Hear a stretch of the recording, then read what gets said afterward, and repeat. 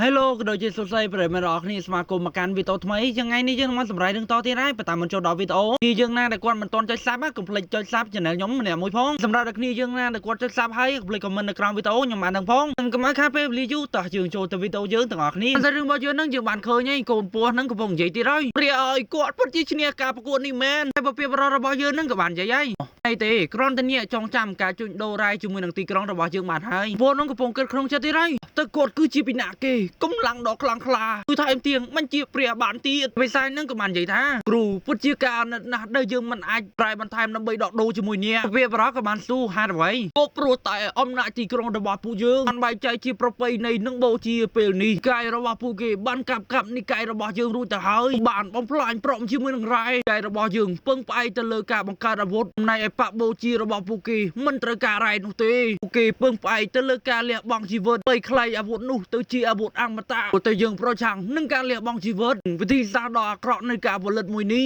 ដូច្នេះហើយចៅវាយក្រុងចង់បំរុងអំណាចរបស់គាត់ដើម្បីលំបំបាត់ពួកយើងព្រមទាំងនឹងរ៉ែក្នុងការផលិតអាវុធទាំងអស់នេះវាយក្រុងបានបង្កើតដាវវេទមន្តដ៏មានឥទ្ធិពលតាមរយៈការបូជាគាត់បានសម្លាប់ពួកយើងម្ដងម្នាក់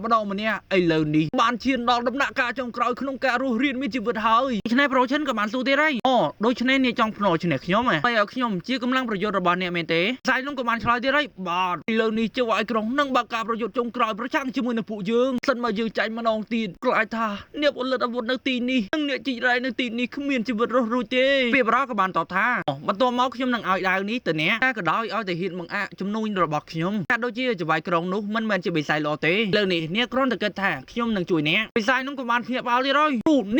អ្នកគឺអញមើលឃើញអ្នកគឺជាបិសាយដ៏ល្អពួកឯងគឺជាពួកបិសាយដែលស្រឡាញ់សន្តិភាពហើយអ្នកគឺជាដៃគូពាណិជ្ជកម្មរបស់ខ្ញុំនៅថ្ងៃអនាគតខ្ញុំក៏បានគិតទៀតហើយម្ចាស់ទីក្រុងនេះមិនត្រឹមតែអាក្រក់ប៉ុណ្ណោះទេថែមទាំងចង់សម្លាប់អតិថិជនរបស់ខ្ញុំទាំងអស់ផងបន្ទាប់មកខ្ញុំនឹងឲ្យដាវនេះដើម្បីទៅប្រឆាំងជាមួយនឹងពួកគេវិស័យនឹងក៏បាននិយាយទៀតហើយគ្រូតើលោកពិតជាមានចិត្តសប្បុរសផ្ដល់វត្ថុបុរាណឲ្យពួកយើងមែនទេវាគ្រាន់តែជារបស់អេតចាយប៉ុណ្ណោះទោះបីជាយ៉ាងណាក៏ដោយបច្ចុប្បន្នកម្លាំងរបស់អ្នកអាចវាប្រហារត្រឹមតែមួយដាវប៉ុណ្ណោះឆ្នេះហើយចូលអ្នកប្រើវាដោយប្រុងប្រយ័ត្នតែមេវិស័យនឹងក៏បានស្រែកទៀតហើយ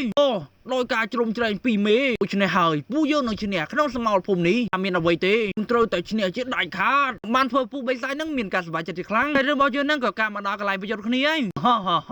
យគិតរួចហើយមែនទេអ្នកចង់ប្រឆាំងបាក់បោជាមួយនឹងពួកយើងមែនទេតែអ្នកត្រូវដឹងថាពួកអ្នកបានចាញ់ខ្ញុំជាច្រើនដងមកហើយបើអ្នកមិនព្រមចោះចាញ់នោះថ្ងៃនេះពួកអ្នកនឹងត្រូវស្លាប់នៅទីនេះទាំងអស់ក៏បានធ្វើពួកអាចចាយនឹងលន់មកទៀតហើយសម្ពាធនេះគឺវាខ្លាំងពេកមិនអាចដកទាំងហើបានទេបិសាចកូនចៅបុព្វបរោះក៏បាននិយាយទៀតហើយការគ្រប់គ្រងដាវវេទមន្តរបស់ចៅបាយក្រុងត្រូវធ្វើឡើងដោយការលះបង់ឈាមសមាជិកបិសាចរបស់ខ្ញុំចំនួន 10000 នាក់គឺជាការអន់ចិត្តរបស់បិសាចដែលបានស្លាប់ស៊ូនេះតើដាវបិសាចមានឥទ្ធិពលដោយសារតែការអន់ចិត្តរបស់ពួកបិសាចមែនទេគេនឹងក៏បានគេក្នុងចិត្តទៀតហើយគេបានប្រាប់ខ្ញុំថាជាមួយនឹងកម្រិតដាំដុះរបស់ខ្ញុំប្រើវត្ថុបុរាណនេះបានត្រឹមតែម្ដងគត់ឥឡូវនេះខ្ញុំត្រូវតែប្រកាសជាមួយនឹងជ័យជំនះពេលដែលខ្ញុំអាចប្រើបានអាវុធសម្ងាត់មួយនេះដើម្បីប្រយុទ្ធហើយគេក៏បានស្រែកឡើងទៀតហើយវាយក្រុងថ្ងៃនេះខ្ញុំនឹងឲ្យអ្នកបងថ្លៃអំពីការប្រព្រឹត្តអំពើអាក្រក់របស់អ្នកលើនេះខ្ញុំសុខចិត្តស្លាប់ជាងការស្លាប់បង្គាប់របស់អ្នកក៏បានឃើញថាមានបិសាចមួយទៀតនឹងក៏បានហក់ចេញមកវាយអីអានិយាយអ្វីគ្មានតូចអ្នកគ្រាន់តែជាសម្រាមរបស់ខ្ញុំប៉ុណ្ណោះប៉ុន្តែឲ្យទៅខ្ញុំដកដាវវេទមន្តចេញអ្នកមិនចាំបាច់លោកជង្គង់ទេក៏បានឃើញប្រហែលជាម្ចាស់ទីក្រុងនឹងបានវាយខ្លាំងមែនទែនក៏បានធ្វើកូនចៅបិសាចល្អនឹងមានការព្រួយបារម្ភដែរទីក្រុងនឹងក៏បាននិយាយទៀតហើយការសប្បាយទេតែសម្រាប់សម្រាមទាំងអស់នេះទៅនេះចូលយើងទៅចាប់យកសម្រាមទាំងអស់នេះឲ្យមកធ្វើជាគ្រឿងបូជាសម្រាប់ដាវរបស់យើងបានធ្វើបិសាចល្អនឹងមានការភ្ញាក់ផ្អើលទៀតហើ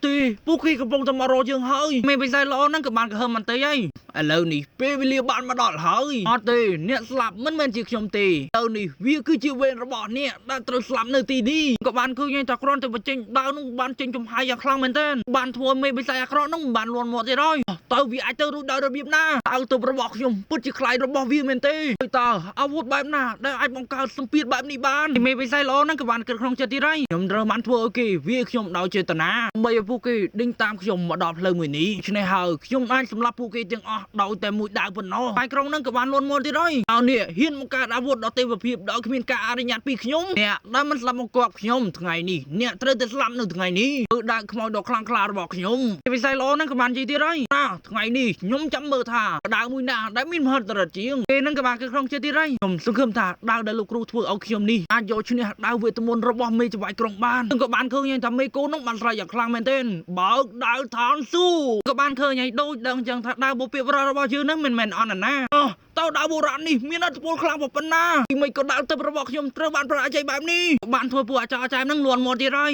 យតើនេះគឺជាដៅទឹករបស់លោកគ្រូមែនទេអានរឿងនេះវាហួសហេតុពេកហើយតែពួកគេនឹងក៏បាននិយាយទៀតហើយមិននៅស្មានថាដៅលោកគ្រូមានអត្ថប្រយោជន៍បែបនេះទេរឿងនេះខ្ញុំក៏មិនដឹងដែរនឹងមកពីបរិបទរបស់យើងនឹងក៏បានចេញមកទៀតហើយសូមមកបោសាទរទៅនេះអ្នកបានឈ្នះហើយកូនពោះចិត្តនឹងក៏បាននិយាយថាដៅមួយនេះគាត់ពិតជាអ្នកបង្កើតមែនទេវាមិនជាមានអត្ថប្រយោជន៍ខ្លាំងបែបនេះអូជាអ្នកហើយនៅថ្ងៃអនាគតខ្ញុំនឹងដើរតាមគាត់ដោយស្មោះត្រង់ដូច្នេះរបស់យើងនឹងក៏បន្តនិយាយទៀតហើយខ្ញុំគិតថាអ្នកគឺជាមនុស្សល្អឌូជីនឆ្នេះហើយអ្នកនឹងខ្លាចជាចវាយក្រុងបន្ទាប់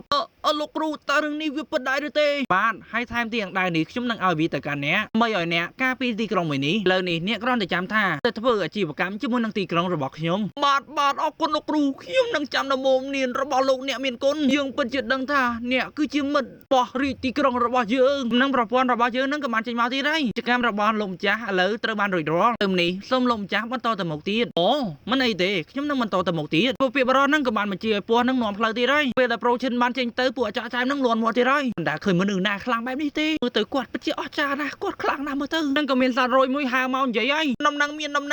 ងគឺជាចលកម្មត្រូវការជំនួយពីអ្នកហើយពួកពាក្យបរិបទនឹងក៏បានសួរទៀតហើយមានរឿងអ្វីកើតឡើងខ្ញុំក៏បាននិយាយតិចគ្រាន់តែឆ្ងល់ថារបៀបទៅទីក្រុងបិសាចមិនទាប់នោះទេក៏បានឃើញតែបិសាចជ្រូកកំពុងតែលួចមើលនៅទីនោះអ្នកទាំងអស់គ្នាសូមមកស្លាប់ខ្ញុំនៅទីនេះដើម្បីពិភាក្សាជាបន្ទាន់អ្នកទាំងអស់គ្នាប្រហែលជាដឹងអ្វីដែលបានកើតឡើងហើយទៅនេះមានចវាយក្រុងបិសាចពីរនាក់ត្រូវបានចាញ់ដោយចវាយក្រុងរបស់មនុស្សឆ្នេះហើយរឿងនេះយើងមិនអាចមើលស្រាលវាបានទេតែគេម្នាក់ហ្នឹងក៏បាននិយាយទៀតហើយប៉ុន្តែគាត់គឺជាម្ចាស់ទីក្រុងមនុស្សហាក់ដូចជាខ្លាំងណាស់បានបញ្ជូនទាហានបិសាចរបស់យើងផ្លាត់ទីក្រុងមួយនោះប៉ុន្តែពួកគេត្រូវបានកញ្ចាប់ចោលដោយមនុស្សទៀតក៏បាននិយាយទៀតហើយខ្ញុំគិតថាចវាយក្រុងថ្មីរបស់មនុស្សនេះមិនសម័យនោះទេហើយនៅខ្ញុំមិនដឹងថាខ្ញុំមានអារម្មណ៍ត្រូវចាប់ផ្ដើមពីពេលណាទេតែតោះគ្នាជុំសិនបានតាកតងទៅជាមួយនឹងកូនពោះនោះហើយកូនចៅគេម្នាក់ទៀតហ្នឹងក៏បាននិយាយទៀតហើយតើកូនពោះនោះមិនទាន់ស្លាប់ទេគេហ្នឹងក៏បាននិយាយទៀតហើយបាទខ្ញុំបានលួចតាកតងសត្វពស់មួយនោះដើម្បីឲ្យមិនឆោតពូជមនុស្សឲ្យចូលក្នុងទម្រង់បុរាណរបស់យើងតើអ្នកនិយាយអំពីការបង្កើតបុរាណបន្សល់ទុកពីស្ដេចបិសាចមែនទេប្រសិនរឿងនេះបើវាពិតជាអស្ចារ្យណាគេហ្នឹងក៏បាននិយាយហើយប្រាប់ណាយកឲ្យបញ្ឆោតពូជមនុស្សឲ្យចូលទៅក្នុងការបង្កើតនេះបានមិនតែអាណាចក្រអត្តរាជក៏នៅតែស្លាប់ដែរត្រឹមត្រូវណាស់ហើយអ្វីកាន់តែល្អនោះក៏អាចប្រើអរេនេះពោះហៅជាមួយនឹងស្ដេចបិសាចបានដែរទោះបីជាមានការប្រមាថបន្តិចប៉ុន្តែដរាបណាស្ដេចបិសាចនៅមានឥទ្ធិពលរបស់គាត់នឹងធ្វើសកម្មភាពភ្លាមហើយអ្នកនៅតែខ្លាចគាត់ដែរឬទេហើយអ្នកកំពុងតែភ័យខ្លាចពូជមនុស្សនៅតែមិនអាចបញ្ចាប់បានមែនទ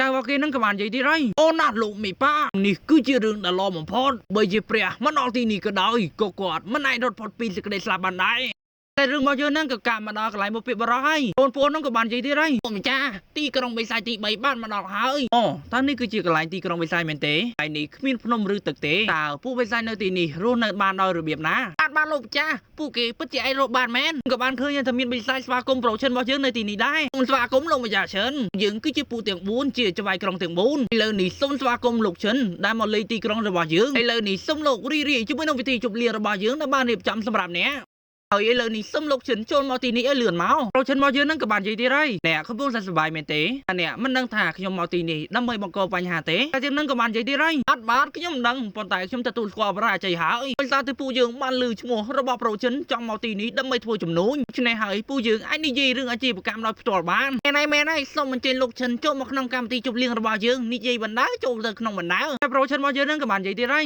យអ្នកល្អណាស់ជួយសង្គ្រោះអ្នកពីការប្រឈមមុខនឹងគ្នាម្ចាស់ឈិនទីក្រុងរបស់យើងអាចជួយដូរសូត្រតែមែនហើយទីក្រុងរបស់យើងក៏មានតាមឈូធំអាចធ្វើជាគ្រឿងអារម្មណ៍បានដែរថែមទាំងមានផ្លែឈើជាច្រើនទៀតផងយើងក៏បានឃើញថាកូនពស់នឹងកំពុងគិតអាក្រក់ទៀតហើយឈិនបានកយចំកណ្ដាលនៃការបង្កើតនោះអ្នកទាំងអស់គ្នាអាចចាប់ផ្ដើមបានយើងក៏បានឃើញតែមេបិសាចមួយទៀតកំពុងនិយាយហើយយើងមានជំនួយពីអ្នកលើនេះវាជួយសង្គ្រោះយើងពីបញ្ហាជាច្រើនកូនចៅរបស់គេនឹងក៏បានតថាគាត់គឺជាវីរបុរសដ៏អស្ចារ្យសម្រាប់ពួកយើងរេរួចរាល់ហើយឥឡូវនេះថ្ងៃសម្រាប់ម្ចាស់ទីក្រុងបានគ្រប់ពេលវេលា កូនពួននឹងក៏បាននិយាយទៀតហើយអូនណាអ្នកត្រូវតែចាំថាអ្នកត្រូវតែស្ដាររាងកាយរបស់ខ្ញុំត្រឡប់មកវិញហើយមេបិសាចនឹងក៏បានសើចទៀតហើយ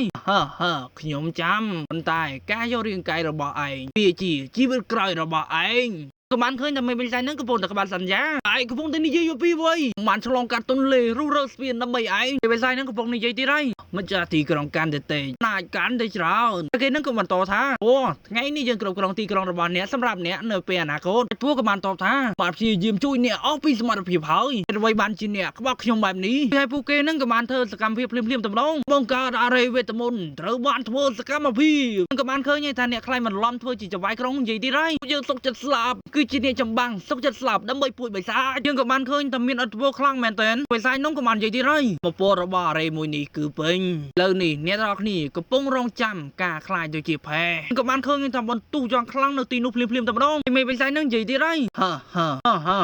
វាមិនមានសំណាងទេសម្រាប់ពួយមនុស្សហើយគឺជាមានអ្វីកើតឡើងនៅពេលដែលមានមនុស្សឆាំងនឹងត្រកូលបិសាចរបស់ខ្ញុំនឹងមកពីបរិរបស់យើងនឹងក៏បានចេញមកទៀតហើយតែវាមានរឿងអ្វីកើតឡើងនៅពេលចុងបញ្ចប់ការបង្កើតរបស់អ្នកនេះមិនអាចធ្វើឲ្យខ្ញុំជឿចាប់បន្តិចទាល់តែសោះហើយរឿងរបស់យើងនឹងខ្ញុំសូមបញ្ចប់រឿងនឹងសិនយើងបើសិនបើគ្នាយើងបានមើលវីដេអូនេះមកដល់ចប់កុំភ្លេចចុច Subscribe ខ្ញុំម្នាក់មួយផងភ្លេច comment នៅក្រោមវីដេអូខ្ញុំបានដឹងដូចគ្នាយើងពីខ្ញុំមករៀនសម្រាប់រឿងចាំជួបគ្នាវីដេអូក្រោយ